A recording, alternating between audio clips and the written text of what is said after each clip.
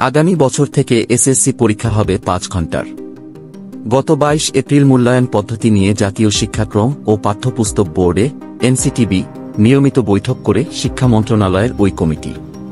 বৈঠকে খসড়া সুপারিশ নিয়ে বিস্তর আলোচনা হয়। সেখানে এসব বিষয় তুলে ধরা হয়। কমিটি তাদের এই সুপারিশ শিক্ষামন্ত্রীর কাছে দেবে। তারপর আনুষঙ্গিক প্রক্রিয়া অনুসরণ করে পূর্বনির্ধারিত জাতীয় শিক্ষাক্রম সমন্বয় কমিটির এনসিসিসি সভায় অনুমোদনের জন্য তা তোলা হবে। সেই কমিটির অনুমোদন পেলে নতুন মূল্যায়ন কাঠামো সবাইকে জানিয়ে দেওয়া হবে। এর আগে গত 5 মার্চ গঠিত শিক্ষা মন্ত্রণালয়ের মাধ্যমিক ও উচ্চশিক্ষা বিভাগের অতিরিক্ত সচিব উন্নয়ন মোহাম্মদ খালেদ রহিমকে আহ্বায়ক করে 14 সদস্য বিশিষ্ট উচ্চ পর্যায়ের কমিটির প্রজ্ঞাপন জারি করে শিক্ষা মন্ত্রণালয়। মূল্যায়ন কমিটির সুপারিশ অনুযায়ী নতুন শিক্ষাক্রমে হবে 2025 সালের এসএসসি পরীক্ষা।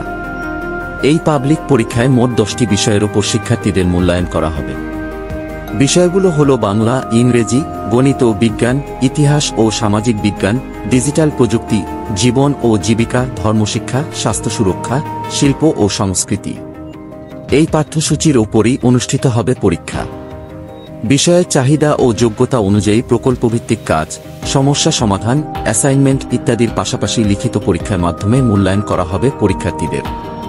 মূল্যায়নে অনুসন্ধান, প্রদর্শন, মডেল তৈরি, উপস্থাপন, পরীক্ষণ, পরিকল্পনা প্রণয়ন ইত্যাদি বিষয় থাকবে।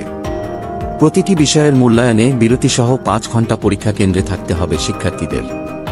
বর্তমান সময়ের মতো আলাদা পরীক্ষা কেন্দ্রে মূল্যায়নে অংশ নেবে শিক্ষার্থী।